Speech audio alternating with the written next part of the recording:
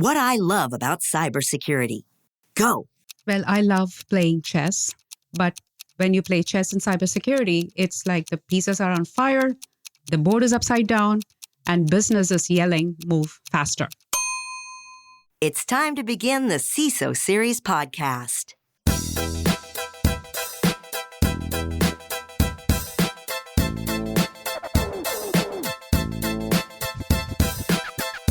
Welcome to the CISO Series podcast. My name is David Spark. I'm the producer of the CISO Series. And joining me as my co-host, if you've listened to the show at all, you know he's been co-host since day one. It's Mike Johnson, CISO over at Rivian. Mike, say hello to the audience. Hello, audience. It is great to be with you again. He loves being with you, as do I. I do. By the way, I just want to echo, and I was saying this to Andy, another co-host who also does this show. We get lots of compliments, and I know I've brought this up with you before. Just want to say, I'm not shy about them. I still enjoy them. And I also enjoy giving them out, too. I like to give them out as well. For people who do very, very well. Do you give out compliments to your team, Mike? Oh, absolutely. I think it is very critical to give someone a, hey, great job. And let others know. Let others see. Absolutely. Celebrate the wins. Yeah. Celebrate the wins. You know, Exactly.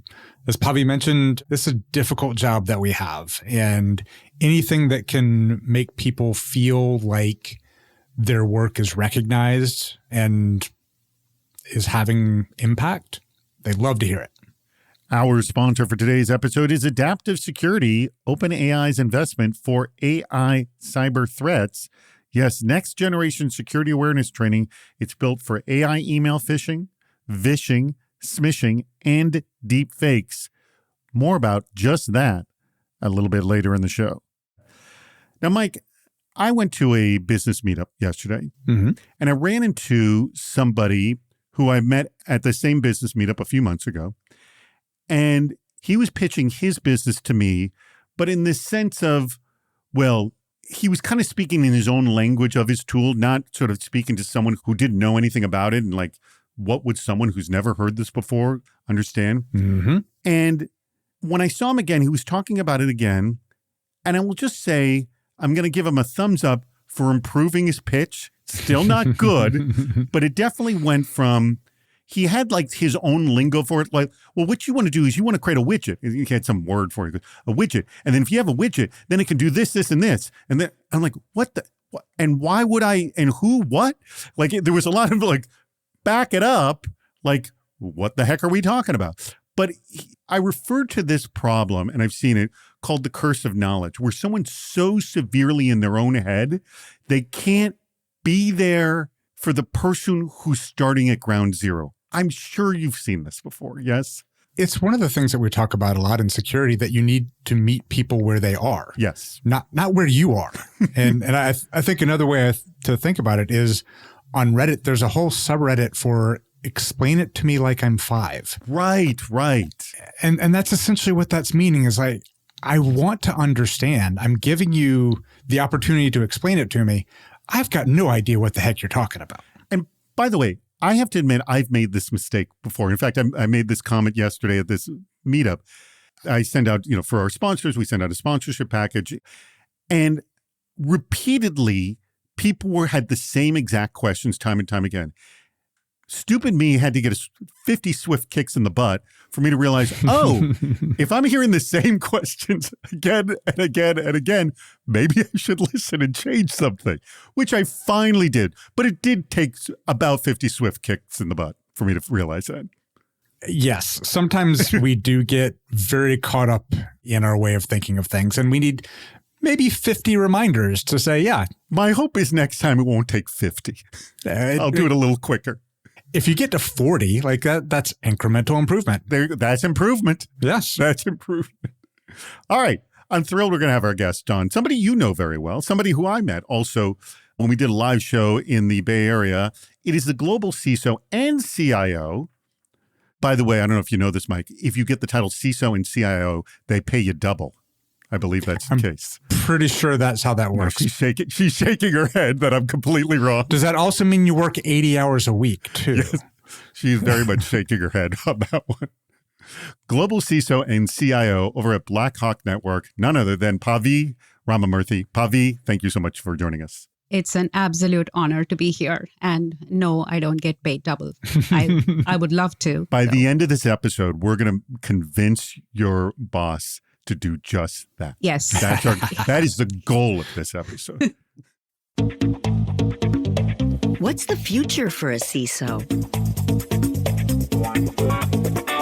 Quote, uncertainty is the only certainty there is, and knowing how to live with insecurity is the only security, said Eckhart Meller, CISO over at Giz.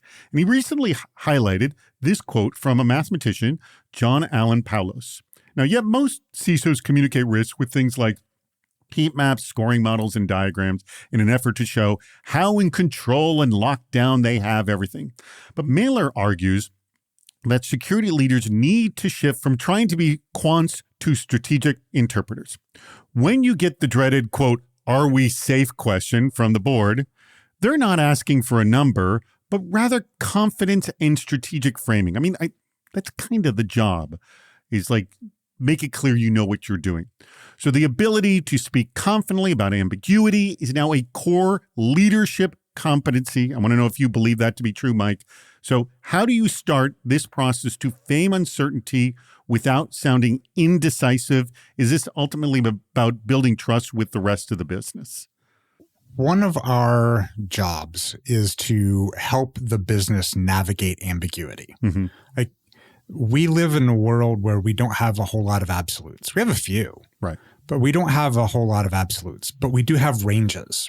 And I disagree somewhat with Eckhart on the idea of getting rid of heat maps. I'm not saying, hey, heat maps are the best thing ever, but it at least helps frame the conversation. But heat maps have a range in them. That's kind of the point of the heat map. Exactly. And that's why I disagree with him a bit, where he seems to be saying, hey, we should get rid of heat maps.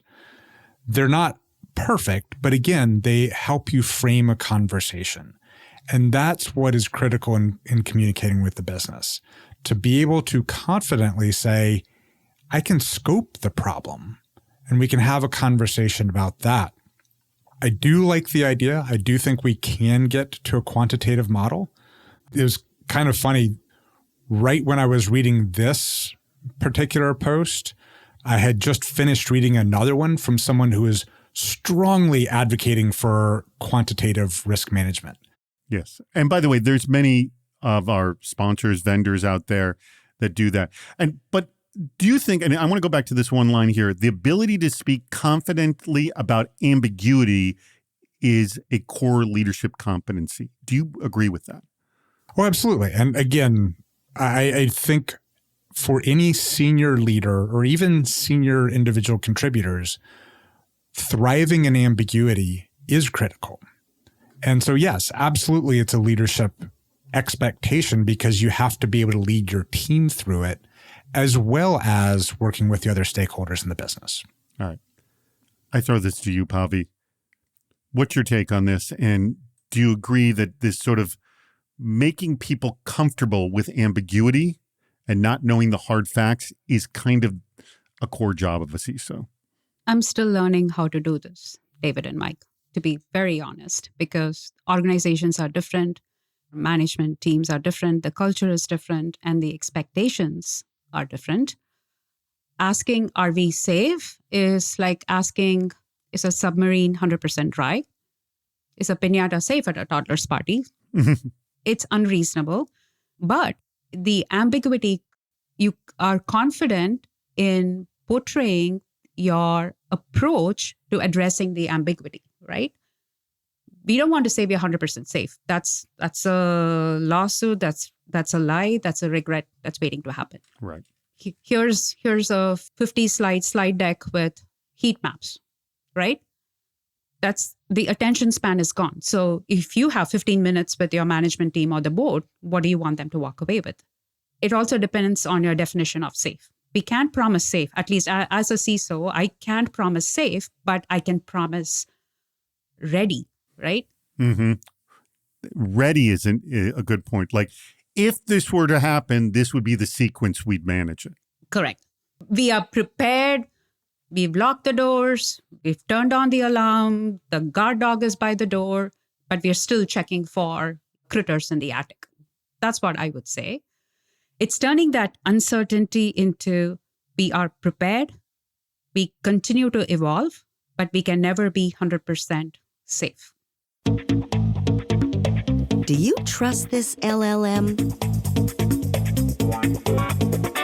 Quote, once you start mixing and matching tools yourself, there's nothing those vendors can do to protect you, end quote.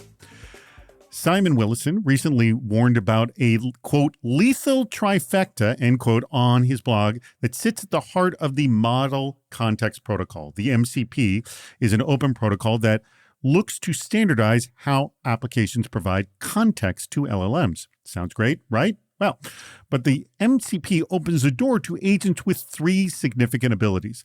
They can access private data, communicate to the outside world, and are exposed to untrusted content.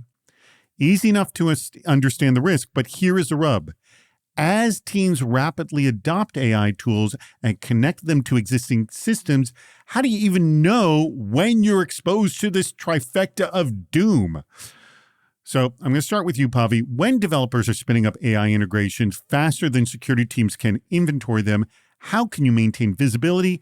And how do you sound warning alarms? I mean, like, my feeling is when this comes together, it's unclear when it will happen, and you just don't want it to happen. Or do you? I mean, or is it not a big deal? What do you think, Pavi?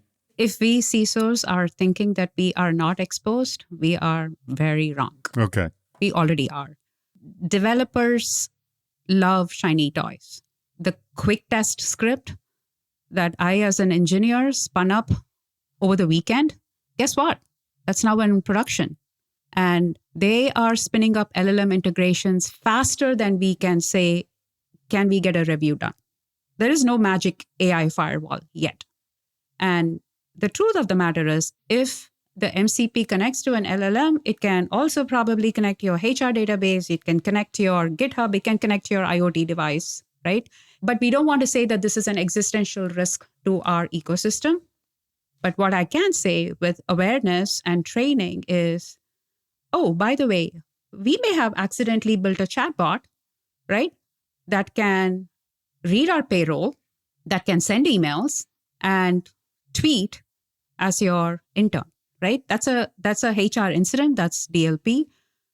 If you combine secrets, untrusted input, outbound access, you're building something with baggage, which you don't want, right? So AI tools with no guardrails, and this is something that we CISOs talk about it all the time, that we can probably say the same thing in our sleep. AI tools with no guardrails are very convincing chaos engines, right?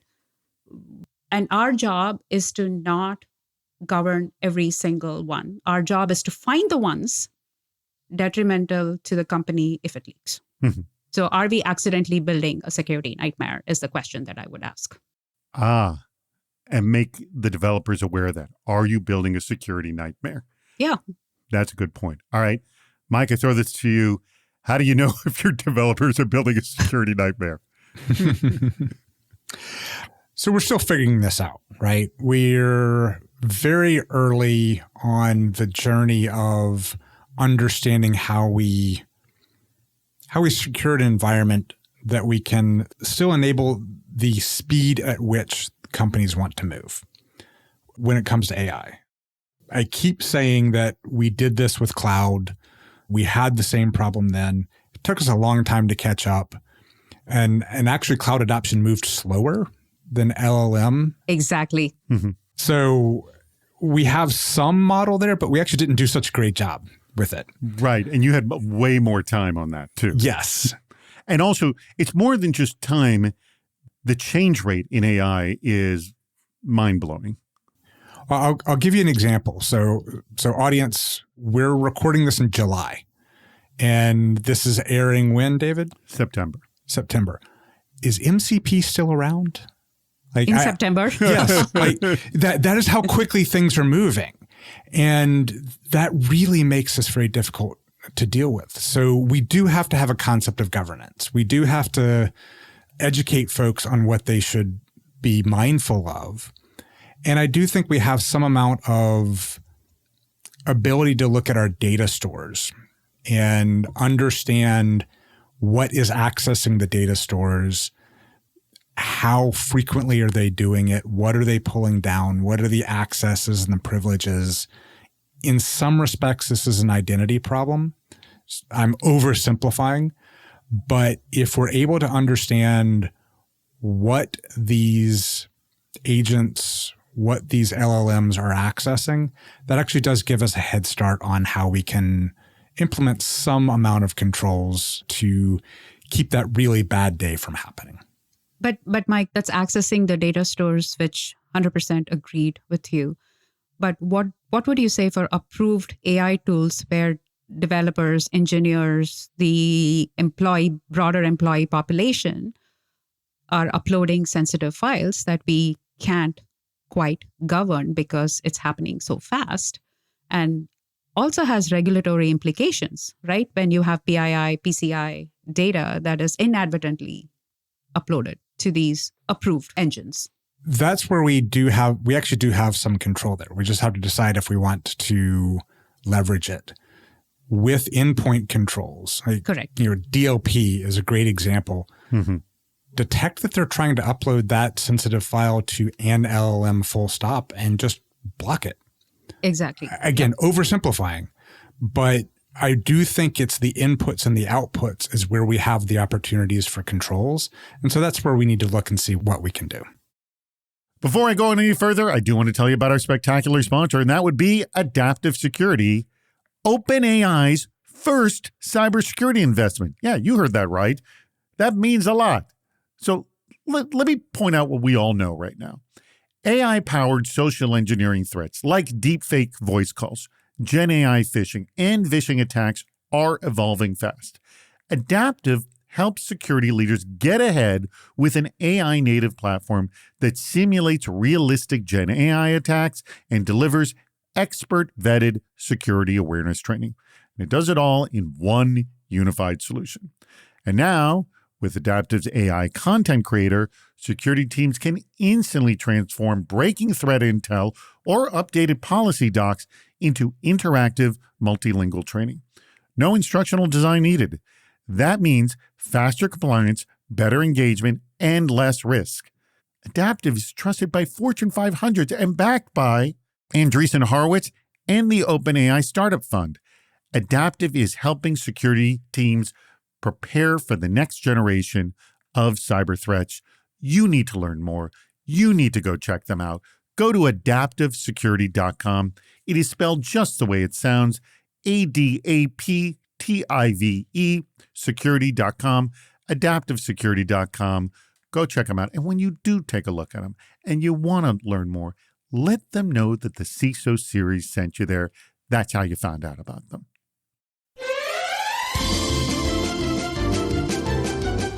It's time to play What's Worse? All right, I'm going to be honest, Mike and Pavi, I had a completely different What's Worse plan. Oh, Okay. But given the discussion in the first segment, I've pulled an audible and I've swapped a completely different one because it refers to a discussion we had in the first segment. I thought you were going to say that you'd had AI write a what's worse for us. I've had that happen. I've let that happen before. I do want you to know that I've let that happen. But this was not written by AI, although I can kind of tell sometimes when our submitters have them do that. But this one definitely isn't. And in fact, I edited it with the person who submitted, someone who submitted many. And that's Jay Dance of StubHub. And here you go. It's very quick. Here it is. And by the way, Pavi, I make Mike answer first, and then you will agree or disagree. Yes. Who is it worse to hear the following from? The following being, I want perfect security, end quote. Is it worse to hear it from your CIO, your CEO, or your CFO? Now, by the way, I think I know who it's the best to hear it from. But I want to know who you think it's the worst to hear it from. It's funny that the way that you said it, the first thing I thought was like your child. I thought that was going to be one of the answers. No. It's just like that. CIO, CEO, CFO. The screaming fit. So CIO, CEO, CFO? Yeah, which one is that? Is it worse to hear that line from? Because of the cascading crap that will result from that. And by the way, you can't negotiate them out. It goes, oh, you don't want perfect security. Like, no, this is just what they feel. Like, but I want it. Yeah, I know the rules, which is you can't negotiate with the problem here. You essentially you can't calm them down. You can't bring them down from the ledge. They're on the ledge. They're staying on the ledge. They may jump. Yeah. So in the CEO case, they have the opportunity to help you make that happen. So ultimately, if they need to change a business priority, or if they need to move money around, if they need to change staffing, like a CEO can do all of that. Well, couldn't a CFO do that too, or no? To a slightly less extent. So the CFO, they can move money around. They can move people. They can help you move people and budgets around, but they can't change the company's priorities. Okay. The CIO can influence the priorities of their org, move things around a little bit within their org, but they have a much smaller scope of what is under control that they can change to help you meet that I want perfect security. Mm-hmm. So I think of these three, and this is definitely a case of I've talked myself into an answer as I've worked through it. I do think it's the CIO because they have the least amount of these three folks ability to influence and make the change that you would need in order to deliver on what they're asking. All right. Very good. Now we go to Pavi. Now, just want to point out yet again, Pavi is both a CISO and a CIO.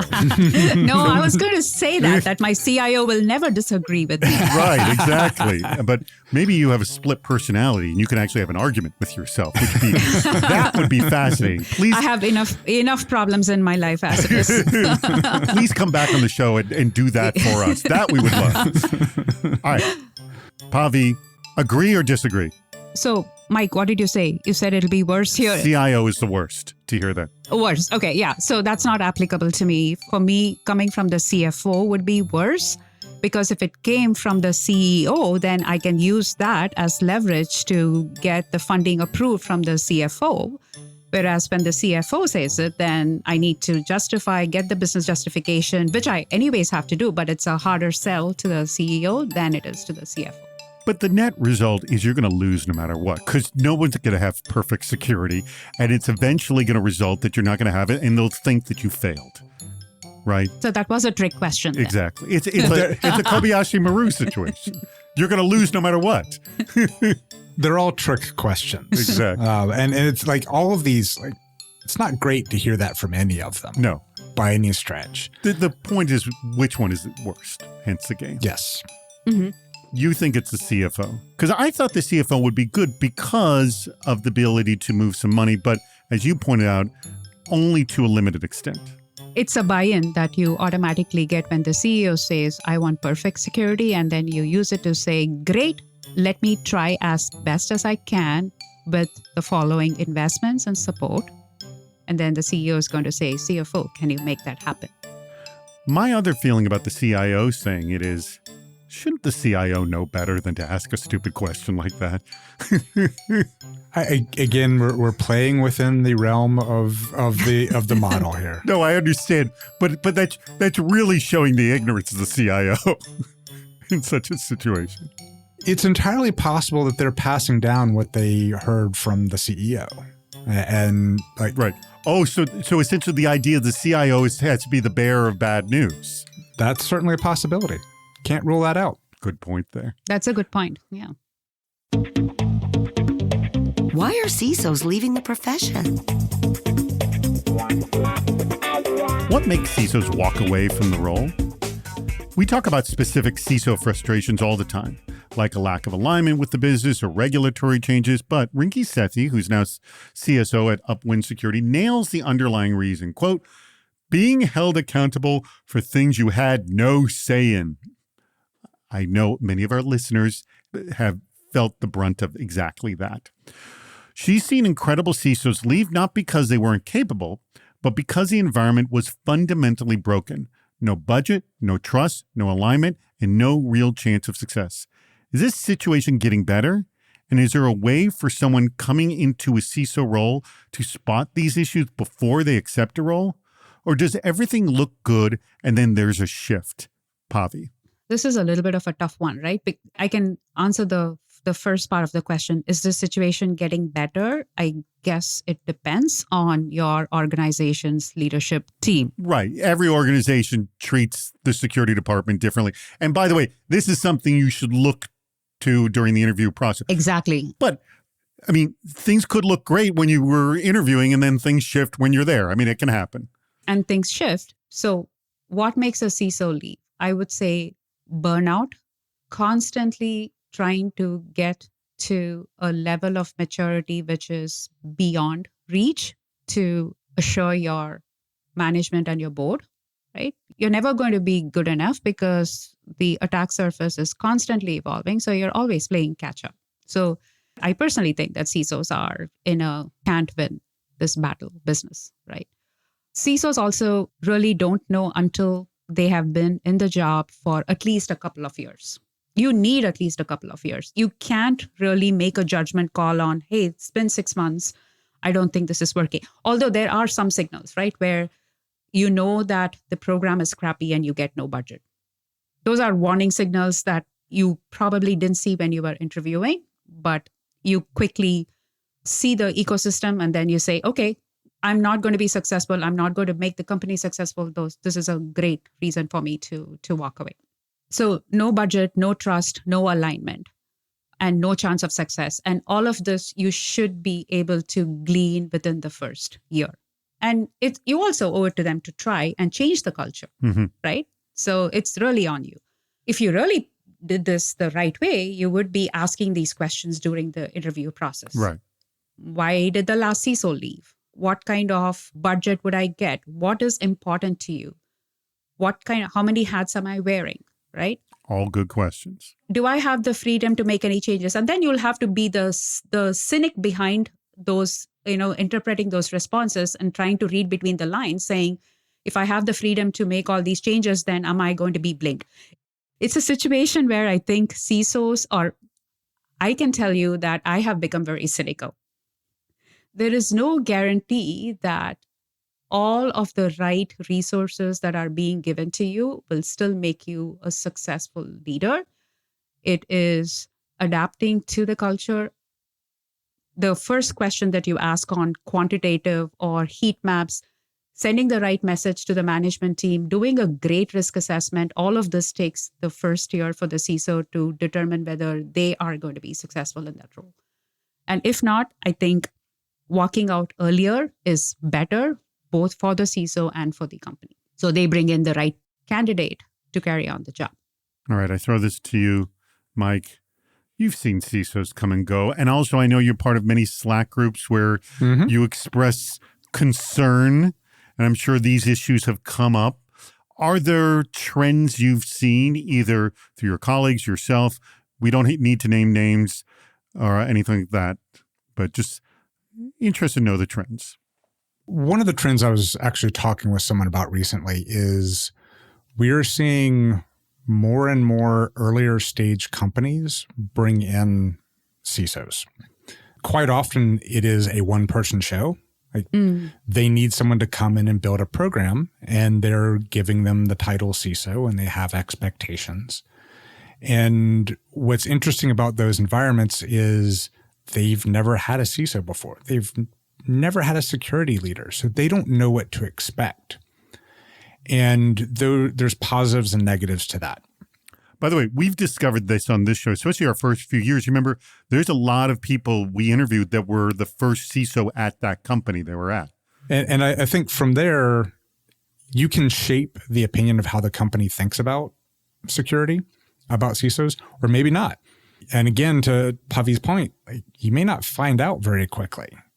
But again, the trend that we're seeing is it's not just big companies or even medium-sized companies that are hiring CISOs these days. And that makes it a little bit more difficult to understand what the trends are. A lot of those companies that are hiring CISOs actually shouldn't. They just don't know any different. And years ago, I had talked with several companies and said, you don't need a CISO. Like, this is go and hire a good security engineering leader, have them work closely with the rest of the engineering team, and come back in a couple years. And some of them did, some of them didn't. And some of the CISOs that hired didn't hang out very long because they were struggling to implement the change or implement the improvements that they thought were necessary. So all this is a long way of saying is our field is still very undefined. Our profession as CISOs, even more so.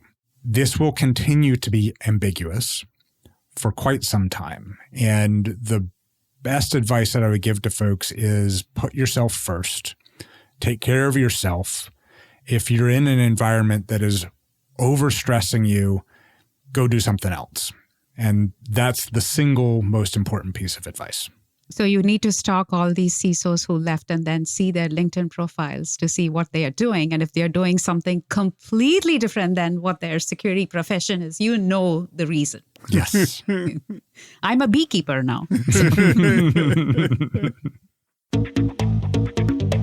How would you handle this situation? Quote, there are too many things, too many solutions, too many complexities, too many standards, and too many vendors, said Mike Prevet of Return on Security in a recent Tech Target piece. And honestly, he's not wrong. With over 3,200 security vendors, I think that's what's mentioned here, but I should mention from another research firm that I highly respect, they estimate between 4,500 to 5,500 security vendors, crammed into around 75 product categories. Most look eerily similar. You've got the same support offerings, same third-party certifications, same claims about being, quote, the best. I've heard that a lot. Or the first. This is compounded when most organizations lack the in-house expertise to evaluate vendors. Everyone's got the same playbooks, slick demos, impressive case studies, competitive pricing. But when you strip away all the standard evaluation criteria, what actually made you choose one vendor over another? And so I'm going to start with you, Mike, and just think about, and don't mention the vendors, but like, what were the triggers that make you choose a vendor? That's what I want to know.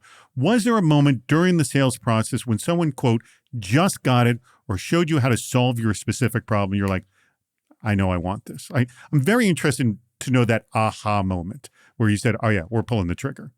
I used to be a bit more, I guess, vibe oriented when looking at solutions. It was, how does it feel?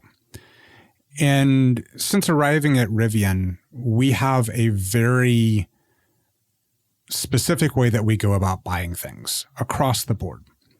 And a key really is to set up a standard evaluation criteria. You should be looking at all of the vendors the same way, come up with your lists of must-haves and nice-to-haves, send that as a spreadsheet to everyone that you want to talk to, and get those answers back. And that actually goes a long way.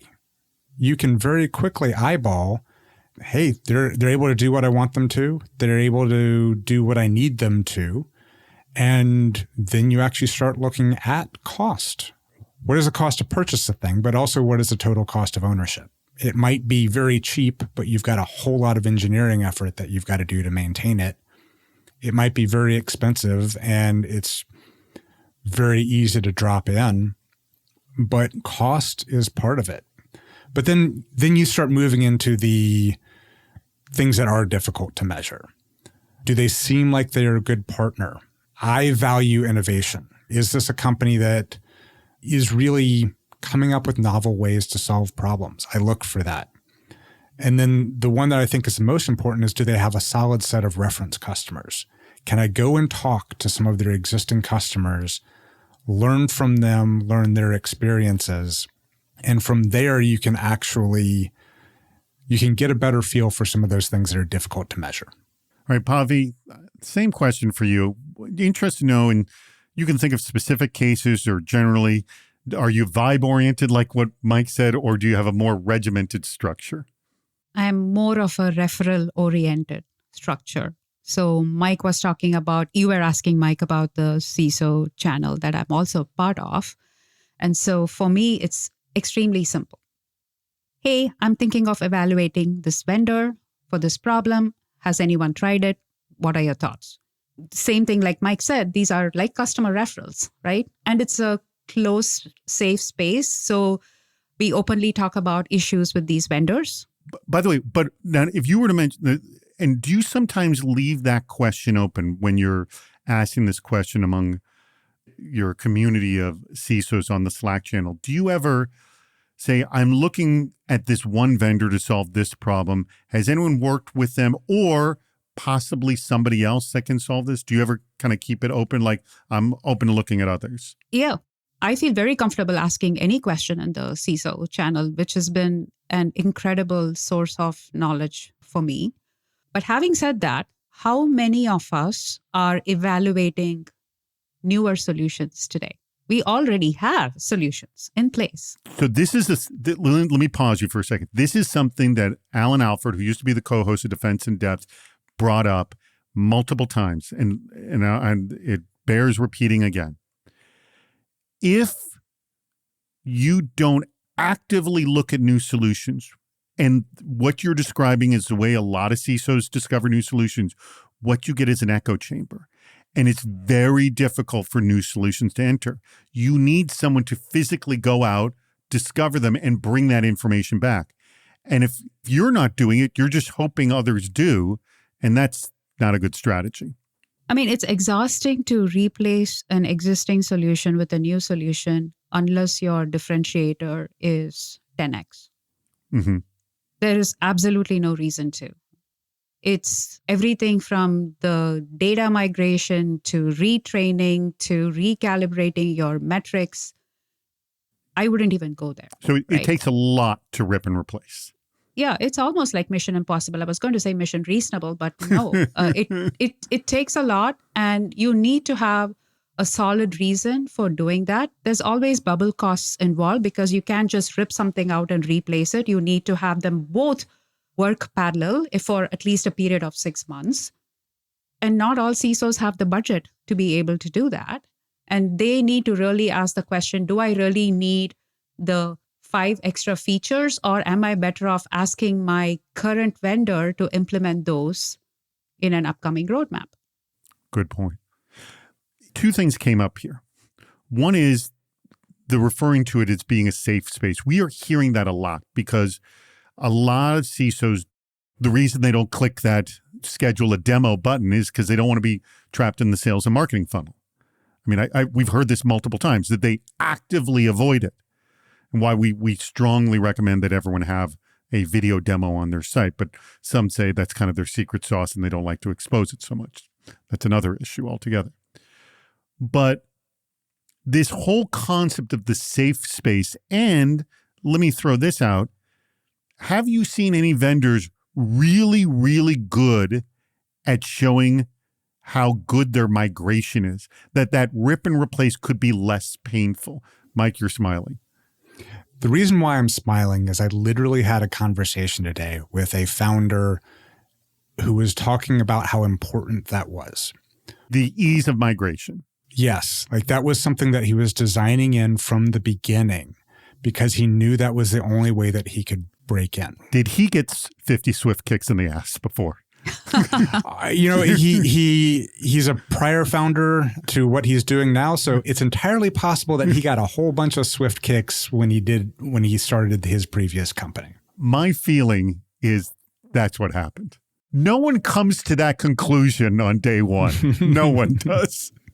The vendors are getting smarter though, because some vendors at least just don't come prepared with their pitch decks. They have done their homework, understood your problem statement, and actually come with very specific data on how they can make it better for you. Yeah, that's great to hear.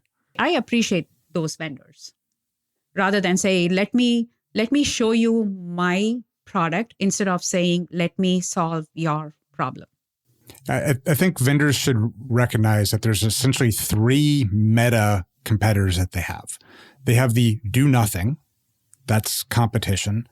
They have build it yourself or open source, whatever you want to call it. And then they have other vendors. And they really need to make sure that they're addressing all of those. That's a good point. Those are 3 levels of competition. Yes, because I've seen some of those similar pitch decks to what you're talking about, Pavi, which they just go all in on like, here's how we're better than all these others. And I'm sitting here thinking, I don't need this. Like, this is not a problem that I have. So you're actually competing against not doing it at all. And sometimes they don't remember that. That is excellent. We're going to close on that. I'm hoping vendors heard this. Great advice. You don't need 50 kicks in the butt to make this work. Thank you very much, Pavi. I'm going to let you have the last word. But first, I want to thank our sponsor, Adaptive Security, OpenAI's investment for AI cyber threats. They're the ones giving you next generation security awareness training built for AI email phishing, vishing, smishing, and deepfakes. Go check them out, adaptivesecurity.com. And when you check them out and you learn more about them, let them know that you learned about them listening to the CISO series. All right, Mike, any last thoughts from you? So Pavi, thank you for joining us. Thank you. We've known each other for a while now, so it was great to sit down and have this conversation with you and let folks learn from you and your experience. I did want to return back to something you said specifically at the beginning, which was can't promise safe, but can promise ready. Mm-hmm. I really think that's something that folks should really strive toward. That was a really good tip. So folks, think about that. Can't promise safe, but can promise ready. That's an excellent goal. So, well, and essentially build your security team to deliver ready. Yes. Exactly. Yeah. Thank you. Thank you so much, both of you, for having me on the show. Mike, yes, we've known each other for a while now. I actually put in my Rivian order only because of you. I'm waiting for that. Yes. And by the way, if you have a problem with it, call Mike directly. He will do tech support for you. Also true. Yes. In fact, all our listeners who have a Rivian, call Mike directly. Yes, please. This is a thankless job. This is a hard job. But I wouldn't do this if not for the community, for the security community. And I genuinely mean it, because they've been there to not just offer guidance about vendors or best practices, but they've been there when we CISOs get burnt out. And they are a safe haven for me. So I really appreciate that. Excellent. And let me ask you one last question, Pavi. Are you hiring over at Blackhawk Network? I am hiring. I will always hire good talent. So please hit me up. By the way, will it help if they say, I heard you on the CISO Series podcast? They have to have heard every single minute of it, because I will ask them a question. Ooh. Yeah. Well, you know what? We do have transcriptions and they could look things up. Okay. AI. Well, actually, we hire a team. I'm sure they're using AI. But one of the advantages of our transcriptions is we spell people's names correctly. Which is something AI does not do, because we do for everybody we quote in this. We actually deliver the names and so they know the spellings of everybody's name. So you can actually find if you've been quoted on our show, because we will spell your name correctly. All right. Thank you very much, Pavi. Thank you very much, Mike. And thank you to our audience. We greatly appreciate your contributions and for listening to the CISO Series podcast. That wraps up another episode. If you haven't subscribed to the podcast, please do. We have lots more shows on our website, CISOseries.com. Please join us on Fridays for our live shows, Super Cyber Friday, our virtual meetup, and Cybersecurity Headlines Week in Review. This show thrives on your input. Go to the Participate menu on our site for plenty of ways to get involved, including recording a question or a comment for the show. If you're interested in sponsoring the podcast, contact David Spark directly at david@cisoseries.com. Thank you for listening to the CISO Series podcast.